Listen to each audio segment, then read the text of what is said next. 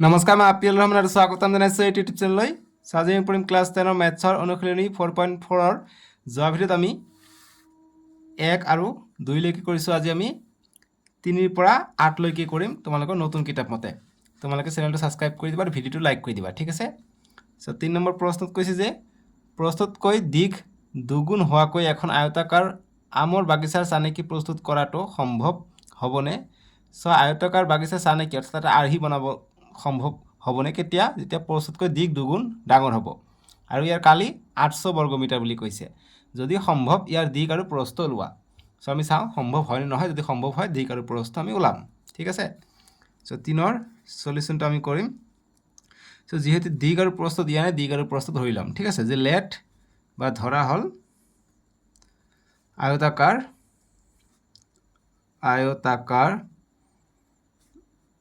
আয়তাকাৰ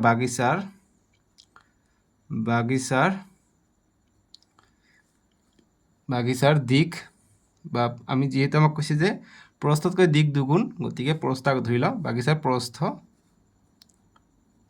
equal to x metre বুলি ধৰি লওঁ। মিটাৰত আছে বৰ্গমিটাৰ, গতিকে কি হ'ব? দিগ কি হ'ব? দিগ দুগুণ বুলি কৈছে, গতিকে প্ৰস্থ যদি x হয় তেনেহ'লে দিগ কি হ'ব? দুগুণ হ'ব, অৰ্থাৎ টুৱাইছ x হ'ব, ইমান মিটাৰ। এতিয়া প্ৰশ্নমতে কি কৈছে? প্ৰশ্নমতে কৈছে যে ইয়াৰ কালি 800 বৰ্গমিটাৰ, ঠিক আছে। গতিকে ইয়াৰ কালি 800 বৰ্গমিটাৰ, গতিকে আয়তৰ কালি ফৰ্মুলা কি? দিগ পূৰণ প্ৰস্থ, ঠিক আছে। গতিকে প্ৰশ্নমতে দিগ হৈছে দিগ পূৰণ প্ৰস্থ 2x ইনটু x। দিগ পূৰণ প্ৰস্থ কৰিলে 800 মিটাৰ হয় বুলি কৈছে। 800 বৰ্গমিটাৰ মানে 800 মিটাৰ। কালি বুজাইছে, গতিকে এশক্তি দিব নালাগে এতিয়া।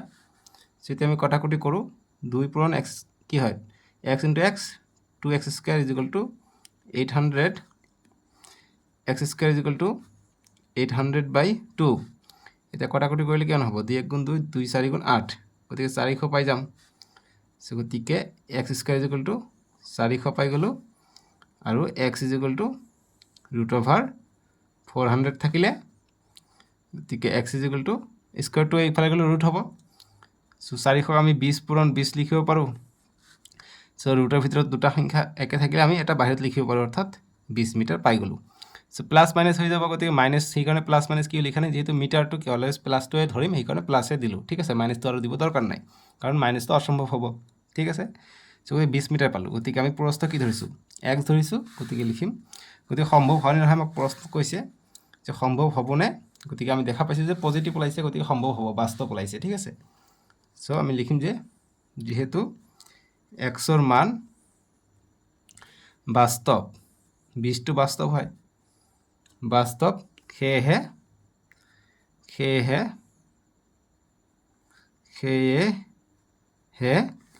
কি হ'ব? বাগিচাৰ বা আয়তাকাৰ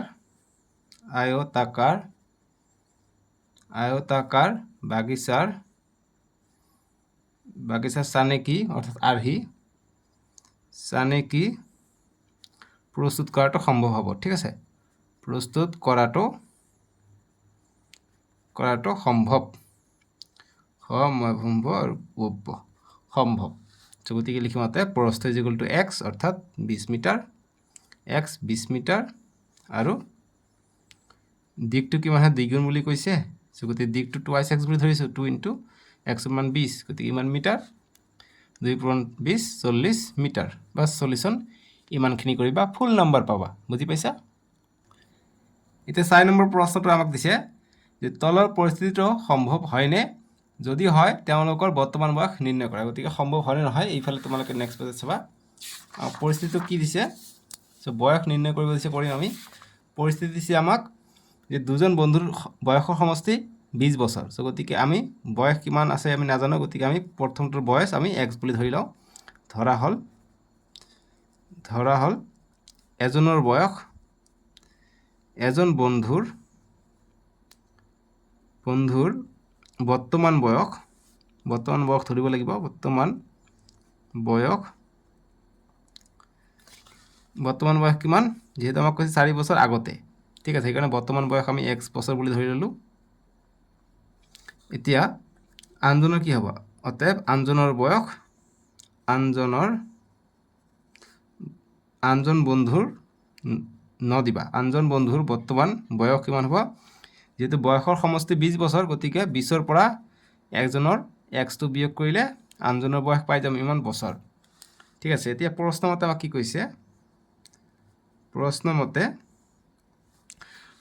কৈছে 4 বছৰ আগতে তেওঁলোকৰ বয়সৰ পূৰণফল 48 আছিল গতিকে তেওঁলোকৰ বয়সৰ পূৰণফল 4 বছৰ আগত গতিকে 4 বছৰ আগত হলে বৰ্তমান বয়স আছে এইটো 4 বছৰ আগত বিয়োগ হ'ব গতিকে x বিয়োগ 4 4 বছৰ আগত এইটো ইয়াৰ পূৰণফল কৈছে গতিকে ডট মানে পূৰণ আৰু 20 মাইনাছ x 4 বছৰ আগত গতিকে ইয়াৰ পৰা আকৌ 4 বছৰ বিয়োগ কৰিব লাগিব হৈ পেলাই কিমান হয় 48 বছৰ আছিলে দুটাই মিলি পেলাই সো এতিয়া আমি এটা সিম্পলিফাই কৰিলে হৈ যাব সো x বিয়োগ 4 ইনটু 20 সো 20 আৰু 20 ৰ পৰা -4 গলে 16 থাকে 16 minus x is equal two 48 এতিয়া নেক্সট পূৰণ কৰিম x পূৰণ 16 16x প্লাস মাইনাসে minus x into x x square minus আছে মাইনাস প্লাস এ মাইনাস 4 6 গুণ 24 24 4 হাত থেকে 2 4 গুণ 4 4 2 6 64 মাইনাস মাইনাসে plus 4 into x 4x is equal two 48 পালো নেক্সট লাইন কি কৰিম সববিলাক এইফালে আনো গতিকে x স্কয়াৰ তাৰ আগত লিখো মাইনাস x স্কয়াৰ যেহেতু দ্বিঘাত সমীকৰণ আমি বনাম যে ax square plus bx plus c is equal to 0 হেতু ফৰ্মত গতিকে x স্কয়াৰ আগত লিখিলো তাৰপিছত আমি x টো লিখিম গতিকে 16x আৰু 4x 20টা x হৈ যায় দুটা প্লাস আছে আৰু ইয়াত আছে -64 এইটা ইফালে আহিলে -48 হৈ গল is equal to 0 so -x square plus 20x 64 আৰু মাইনাস হৈ আছে দুটা যোগ হ'ব 4 আৰু 8 12 12 2 হাত থাকে 1 6 আৰু 4 10 10 হাত থাকে 11 দুটা মাইনাস মাইনাস হ'ব ইজ ইকুয়াল টু 0 এটা প্রথম মাইনাসটো নোহোৱা কৰি দিওঁ গতিকে -1 ৰে পূৰণ কৰি দিলে কি হ'ব মনে মনে প্লাস মাইনাসটো প্লাস হৈ যাব x স্কয়ার ইয়াত প্লাসটো মাইনাস হৈ যাব 20x ইয়াত মাইনাসটো প্লাস হৈ যাব 112 আৰু ইয়াত -1 ৰে পূৰণ কৰিলে 0 লগত 0 হ'ব সো এতিয়া ইয়াত abc ৰ মান আমি পাই আছো গতিকে লিখিম যে ইয়াত a = 1 নাই মানে x স্কয়ার সহগ 1 নাই মানে 1 আছে b = -20 আৰু c = 112 সো গতিকে আমি এতিয়া ডিসক্ৰিমিনেন্ট লিখিম অৰ্থাৎ ভেদ নিৰূপক বা যি আমি আগৰ পাঠত পাইছো ভেদ নিৰূপক আছে আৰু বিবেচিকা আছে ঠিক আছে ডিসক্ৰিমিনেন্ট আছে যিকোনো এটা ক'ব পাৰা বিবেচিকা বা ভেদ নিৰূপক যি লিখা তোমালোকৰ ইচ্ছা মুঠতে ঠিক আছে সো সেইকাৰণে d বুলিয়ে দিলো একো কথা নাই so d = b² - 4ac b ৰ মান হৈছে -20 ইয়াৰ স্কয়ার -4 ইনটু a হৈছে 1 c হৈছে 112 সো 20 ৰ স্কয়ার 2 2 গুণ 4 0 0 400 হৈ যাব মাইনাসটো প্লাস হৈ যাব আৰু ইফালে 4 ইনটু 4 আৰু 112 কৰিলে 4 2 গুণ 8 4 1 গুণ 4 4 1 গুণ 4 448 40 ৰ পৰা 448 গলে -48 থাকে গতিকে মাইনাসত ওলাইছে গতিকে ইয়াৰ কোনো মূল নাথাকিব সম্ভৱ নহয় ঠিক আছে ইয়াৰ বাস্তৱ মূল নাথাকিব আমাক কৈছে এইটো এইফালে কৈছে যে সম্ভৱ হয় না গতিকে সম্ভৱ নহয় গতিকে ইহঁতৰ বৰ্তমান বয়স নোলাব ঠিক আছে যেহেতু মাইনাসত ওলাইছে যে লিখিম যে যেহেতু সমীকৰণটোৰ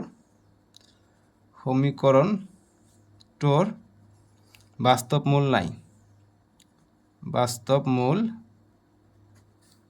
নাই ঠিক আছে গতিকে প্ৰদত্ত সমীকৰণটো বা উক্ত প্ৰদত্ত লিখি দিওঁ প্ৰদত্ত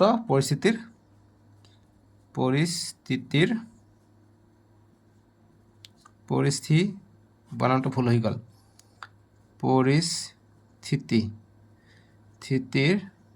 কি নাই সমাধান নাই বা পৰিস্থিতি সম্ভৱ নাই গতিকে সম্ভৱ নহয় গতিকে প্ৰদত্ত পৰিস্থিতিটো সম্ভৱ নহয় ঠিক আছে বাস এইখিনি কৰিবা হৈ গ'ল সলিউশন এতিয়া 5 নম্বৰটো কৰিম 5 নম্বৰ দিছে আমাক পঢ়া মোৰ লগত কৈছে যে পৰিসীমা 80 মিটাৰ আৰু কালি 400 বৰ্গ মিটাৰ হোৱাকৈ এখন আয়তাকাৰ উদ্যানৰ চানেকি কৰাটো সম্ভৱ নে যদি হয় ইয়াৰ দিক আৰু প্ৰস্থ ওলাব কৈছে সো পৰিসীমা অৰ্থাৎ আয়তাকাৰ যদি হয় এইখিনি এই চাৰিটা বাহু যোগ কৰি পেলাই আমাক 80 মিটাৰ হ'ব লাগিব আৰু ইয়াৰ কালি অৰ্থাৎ দিক পূৰণ প্ৰস্থ কৰি 400 বৰ্গ মিটাৰ হ'ব লাগিব হোৱাকৈ এটা আয়তাকাৰ উদ্যান আমাক ওলাব কৈছে গতিকে দিক আৰু প্ৰস্থ নাজানো গতিকে আমি এইটো ধৰি লওঁ যে ধৰা হ'ল আয়তাকাৰ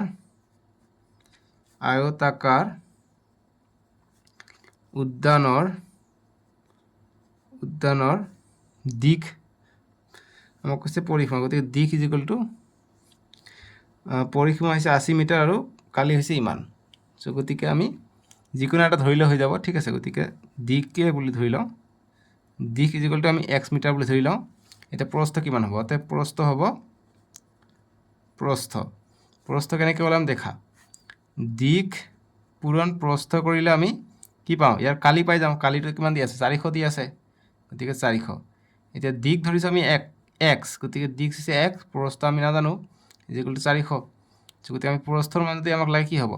400 বাই এইটো পূৰণ হৈছে, ইফালে গ'লে হৰণ হ'ব, অৰ্থাৎ x হ'ব। চ' গতিকে আমাৰ প্ৰস্থ কিমান পাম? 400 বাই x, গতিকে 400 বাই x ইমান মিটাৰ, ঠিক আছে।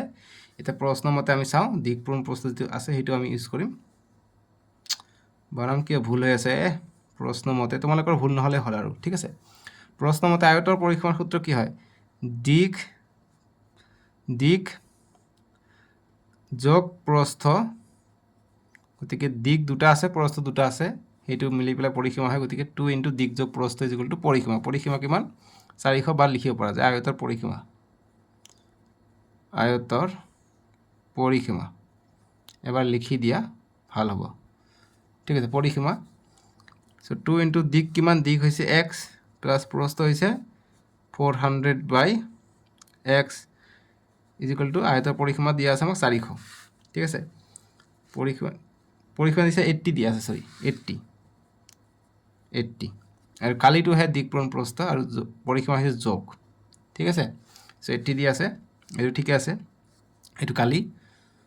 চ' এতিয়া দুইটা ইফালে পঠাই দিওঁ, x plus 400 by x is equal to 80 by 2। গতিকে ইয়াত কমন ল'লে, ইয়াত একো 1 আছে, 1 আৰু x হৈ যায়, x বাই 1 কৰিলে আমি x পাই যাওঁ, x into x square plus x বাই x কৰিলে x কটা যাব, অকল 400 থাকিলে, ঠিক আছে। আৰু এইফালে 2 1 গুণ 2, 2 4 গুণ 8, 0, অৰ্থাৎ 40 পালোঁ। এতিয়া বজ্ৰ গুণন পদ্ধতি ইউজ কৰি ইয়াত এখন 1 আছে, এনেকৈ তোমালোকে ছেম টু ছেম লিখিবা, ঠিক আছে। গতিকে x স্কুৱেৰ ইনটু 1 x স্কুৱেৰে হৈ যাব, প্লাছ 400 ইনটু 1 400 হৈ যাব, আৰু x ইনটু 40 40x।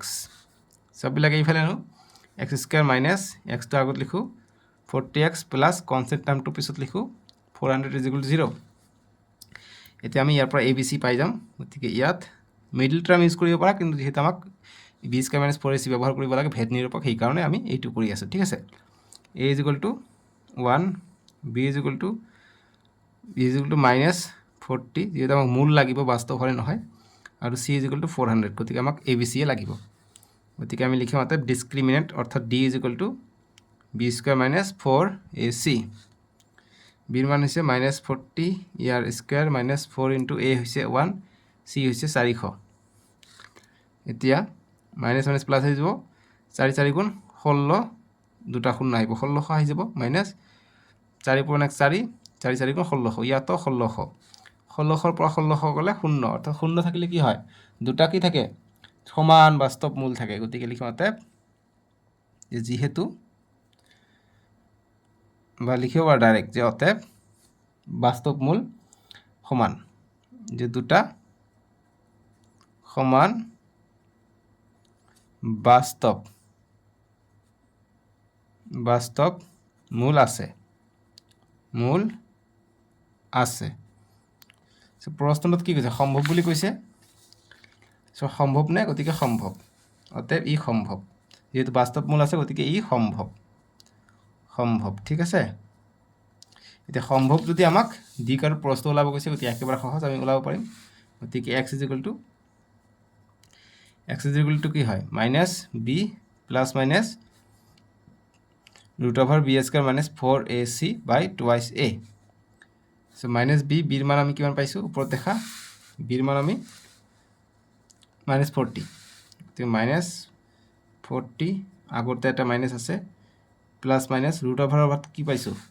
এইখিনি মান 0 পাইছোঁ, গতিকে 0 আৰু বহাব নালাগে, দিলে একো কথা নাই, বাই টুৱাইছ এ হৈছে 1 সো কিমান পালো মাইনাস মাইনাস প্লাস গতিকে 40 তল থেকে 2 2 1 গুণ 2 2 পিছং 40 গতিকে আমি 20 পাই গ'লে x এর মান সো x আমি কিমান ধৰিছো x আমি দিক ধৰিছো গতিকে দিক পালো 20 মিটাৰ গতিকে লিখিম নেক্সট তোমালোকে তলত লিখিবা নেক্সট ইয়াৰ পিছত মই ইয়াতে লিখি দি আছো সো অতএব দিক ইজ ইকুয়াল টু x ধৰিছো গতিকে 20 পালো x এৰ মান 20 মিটাৰ আৰু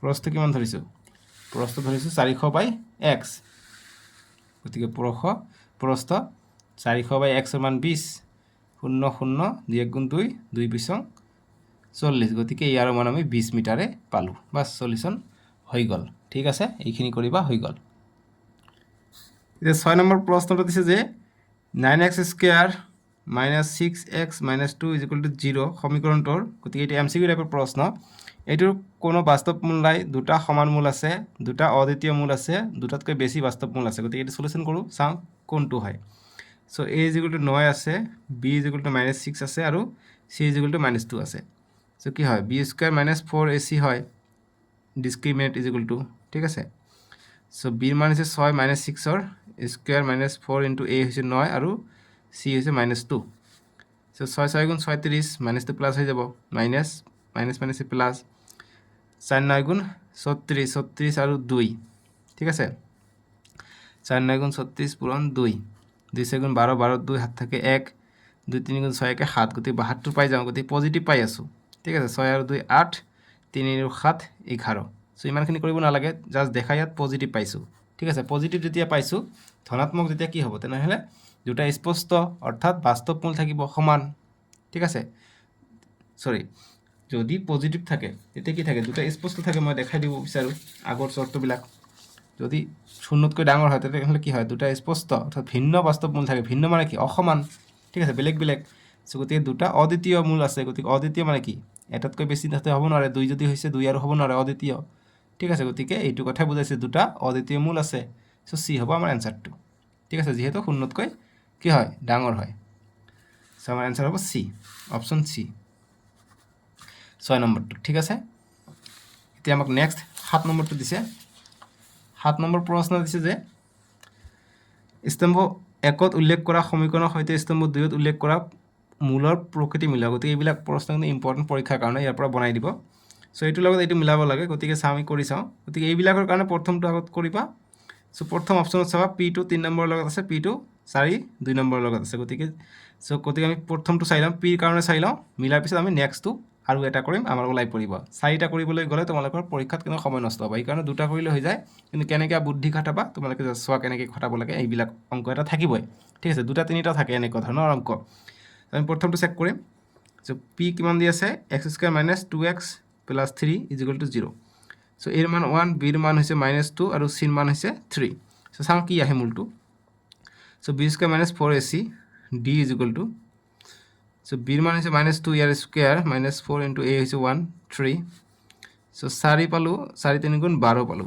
সো গতিকে 4 পৰা 12 গলে -8 মাইনাসটো কি হয় মাইনাস যদি পাইছো গতিকে বাস্তব মূল নাই গতিকে p টো মিলিব মূলকেইটা বাস্তব নহয় সো এইটো মিলিব 3 নম্বৰৰ লগত সো p টো 3 ৰ লগত কত আছে অপশন বি ত আছে আৰু এ ত আছে এ ত আৰু বি ত আছে p টো 3 বাকি ইয়াত 4 2 ইয়াত হ'ব নোৱাৰে সো এতিয়া আমি নেক্সট আৰু এটা যাতে কৰিলে আমি পাই যাম সো এস এস আমি চেক কৰিলে আপোনাৰ এস এস তো 1 নম্বৰতে আছে দুটা অপশনত সো গতিকে আমি এই r টো চেক কৰো ইয়াত 4 আছে ইয়াত 2 আছে বা আমি q টো চেক কৰিলে হ'ব ইয়াত 2 আছে ইয়াত 4 আছে সো আমি কোনটোৰ লগত মিলে আমাৰ আনসাৰটো ওলাই পৰিব সো r টো চেক কৰো বাৰু সো r টো আমি ইয়াতে চেক কৰো সাইডতে r টো কিমান দিছে x² - 4x + 3 সো এইবিলাক রাফ কৰিবা তোমালোকে পৰীক্ষাত এর মান 1 b এর মান -4 c এর মান 3 সো গতিকে b² - 4ac b হৈছে -4 স্কয়ার -4 * 1 * 3 সো 4 4 গুণ 16 প্লাস হয়ে যাব -4 3 গুণ 12 16 পৰা 12 গলে 4 গতিকে 4 টো কি ধনাত্মক হয় অর্থাৎ ধনাত্মক হলে অদ্বিতীয় মূল আছে বা স্পষ্ট বাস্তব মূল আছে ঠিক আছে স্পষ্ট বা ভিন্ন মূল আছে দুটা সো ভিন্ন মূল কত আছে যে মূলকেইটা বাস্তব আৰু সমান এটো হ'বই নোৱাৰে শূন্য হ'ব লাগিছিলে মূলকেইটা বাস্তব আৰু অসমান গতিকে এইটো মিলিব 2 নম্বৰৰ লগত সো r2 কত আছে r2 ইয়াত আছে গতিকে option B is the correct answer আৰু বাকিখিনি চেক কৰিব নালাগে ঠিক আছে বাকিখিনি চেক কৰিবা মিলি যাব এনেকৈ কৰিব লাগে অংকবিলাক এমসিকিউ টাইপৰ বুজি পাইছা এটা নেক্সট আমাক 8 নম্বৰটো দিছে 8 নম্বৰ দিছে তলৰ বিবৃতি দুটাৰ এটা উক্তি অৰ্থাৎ এছাৰচন আৰু এটা যুক্তি ৰিজন দিয়া আছে উক্তি দিছে যে k - 1 x² - 10x + 3 = 0 দ্বিঘাত সমীকৰণটোৰ এটা মূল আনটোৰ অন্যান্য হলে k এৰ মান 4 হ'ব গতিকে এটা যদি আনটোৰ অন্যান্য হয় তেনেহলে k এৰ মান 4 হয় আৰু যুক্তি দিছে ax² + bx + c = 0 যত a not = 0 দ্বিঘাত সমীকৰণটোৰ এটা মূল আনটোৰ অন্যান্য হ'ব যদিহে